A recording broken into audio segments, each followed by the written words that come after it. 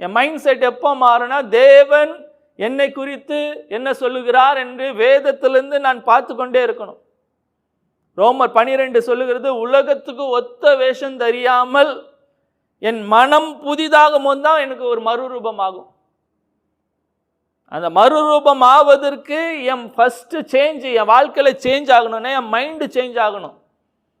என் mind எப்போ change ஆகும்னா, உலகத்துக்கு ஏற்றபடி நான் ஒத்த வேஷம் தரிக்காம வேதம் என்ன சொல்லுகிறதோ அதை அக்செப்ட் பண்ணிக்கணும், அதை அப்ளை பண்ணணும் என் வாழ்க்கையில்.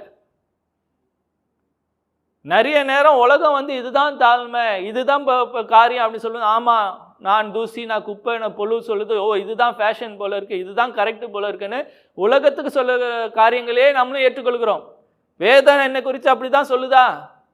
தேவன் என்னை பார்த்து நீ தூசி, நீ புழு, நீ குப்பைன்னு சொல்கிறாரா? நீ என் பிள்ளைன்னு சொல்கிறாரே.